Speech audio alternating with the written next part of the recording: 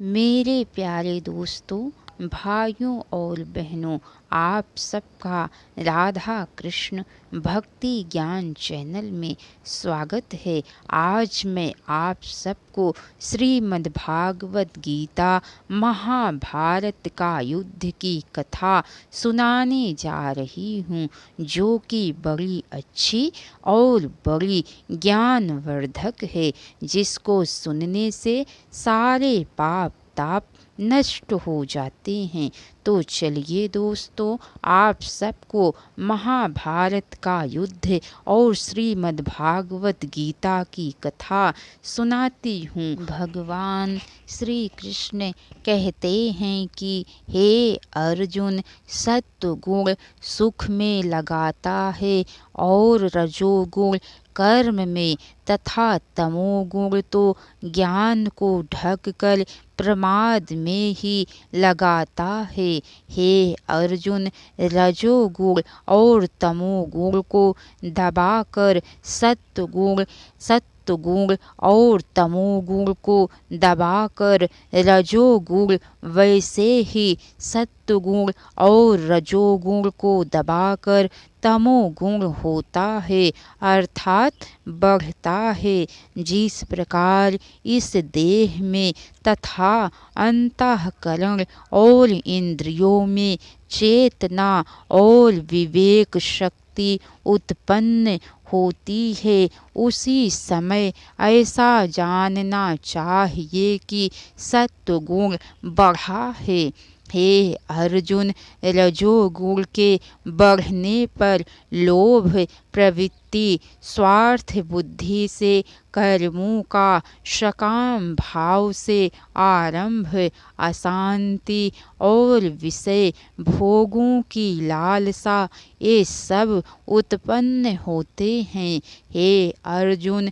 तमोगुण के बढ़ने पर अंतःकरण और इंद्रियों में आप्रकाश, कर्तव्य कर्मों में आप्रवृत्ति और प्रमाद अर्थात व्यर्थ चेष्टा और निद्रादि अंतःकरण की मोहिनी वृत्तियाँ, ये सब ही उत्पन्न होते हैं। जब यह मनुष्य सत्वगुण की वृद्धि में मृत्यु को प्राप्त होता है, तब तो उत्तम कर्म करने वालों के निर्मल दिव्य स्वर्गादि लोगों को प्राप्त होता है। रजोगुण के बढ़ने पर मृत्यु को प्राप्त होकर कर्मों की आसक्ति वाले मनुष्यों में उत्पन्न होता है, तथा तमोगुण के बढ़ने पर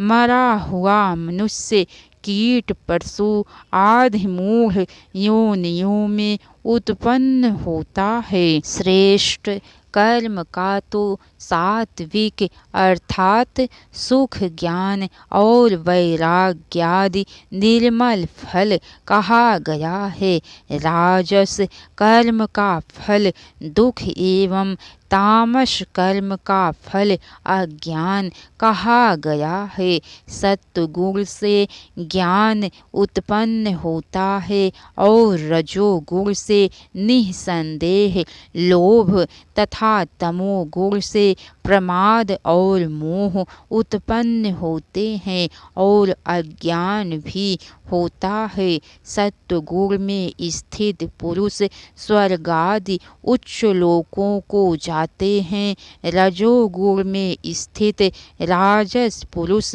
मध्य में अर्थात मनुष्य लोक में ही रहते हैं और तमोगुण के उत्पन्न होने से कार्य रूप निद्रा प्रमाद और आलस्यादि में स्थित तामस पुरुष अधोगति को अर्थात कीट पशु आदि नीच योनियों को तथा नरकों को प्राप्त होते हैं। जिस समय दृष्टा तीनों गुणों के अतिरिक्त अन्य किसी को करता नहीं देखता और तीनों गुणों से अत्यंत परे सच्चिदानंद घन स्वरूप मुझ परमात्मा को तत्व से जानता है, उस समय वह मेरे स्वरूप को प्राप्त होता है। यह पुरुष शरीर की उत्पत्ति के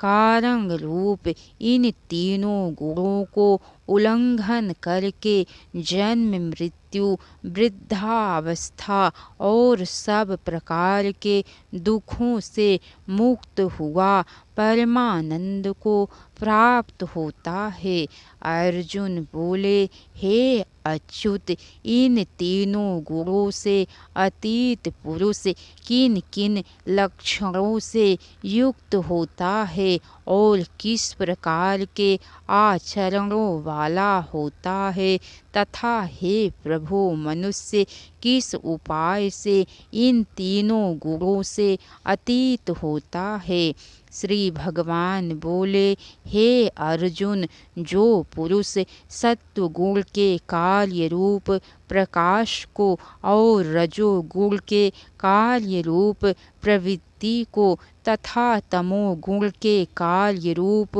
मोह को भी ना तो प्रवृत्त होने पर उनसे द्वेष करता है और ना निवृत्त होने पर उनकी आकांक्षा करता है, जो साक्षी सदृश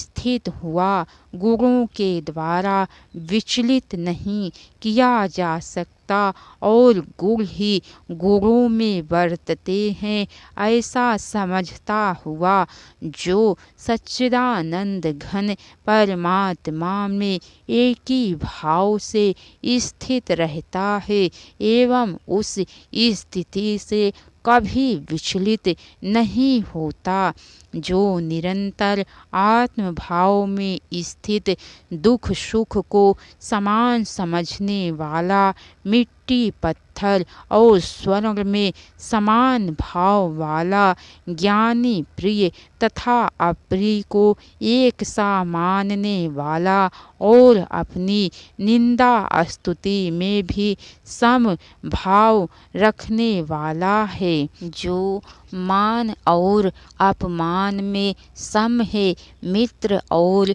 बैरी के पक्ष में भी सम है एवं संपूर्ण आरंभों में कर्तापन के अभिमान से रहित है, वह पुरुष गुणातीत कहा जाता है। और जो पुरुष अभ्याविचारी भक्ति योग के द्वारा मुझको निरंतर भजता है, वह भी इन तीनों गुणों को भली भांति लांघ कर सच्चिदानंद घन ब्रह्म को प्राप्त होने के लिए योग्य बन जाता है, क्योंकि उस अविनाशी पर ब्रह्म और अमृत का तथा नित्य धर्म का और अखंड एक रस आनंद का आश्रय मैं हूँ। श्री भगवान बोले, आदि पुरुष परमेश्वर रूप मूल वाले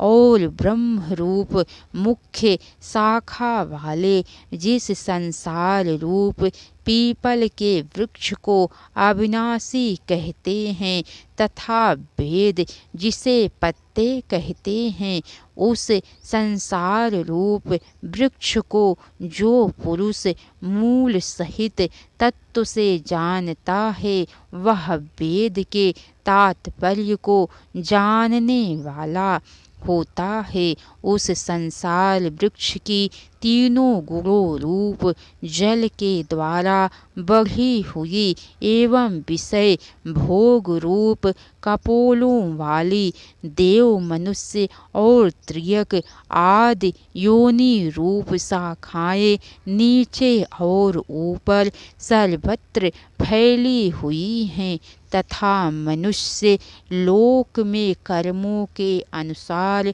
बांधने वाली आहता ममता और वासना रूप जड़ें भी नीचे और ऊपर सभी लोकों में व्याप्त हो रही हैं। इस संसार वृक्ष का स्वरूप जैसा कहा गया है वैसा यहाँ विचार काल में भी नहीं पाया जाता, क्योंकि ना तो इसका आदि है और ना अंत है, तथा ना इसकी अच्छी प्रकार से स्थिति है। इसीलिए इस अहंता, ममता और वासना रूप अति दृढ़ मूलों वाले संसार रूप पीपल के वृक्ष को दृढ़ वैराग्य रूप शस्त्र द्वारा काटकर उसके पश्चात उस परम पद रूप परमेश्वर को भली भांति खोजना चाहिए,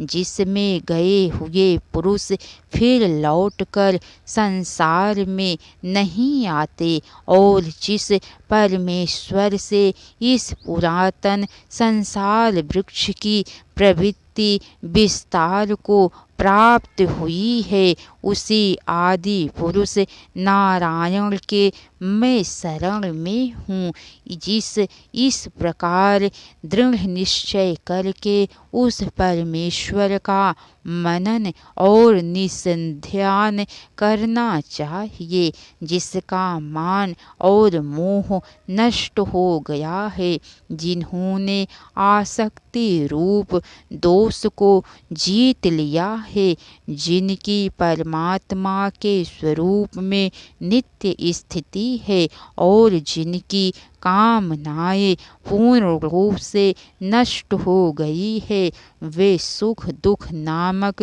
द्वंद्वों से विमुक्त ज्ञानी जन उस अविनाशी परम पद को प्राप्त होते हैं। जिस परम पद को प्राप्त होकर मनुष्य लौटकर संसार में नहीं आते, उस स्वयं प्रकाश परम पद को ना सूर्य प्रकाशित कर सकता है, ना चंद्रमा और ना अग्नि ही, वही मेरा परम धाम है। इसके आगे की कथा दोस्तों आप सबको कल सुनने को मिलेंगी, तो कैसी लगी कथा लाइक करके कमेंट बॉक्स में ज़रूर बताइएगा। तो बोलिए लक्ष्मी नारायण विष्णु भगवान की जय। राधे राधे दोस्तों, हर हर महादेव।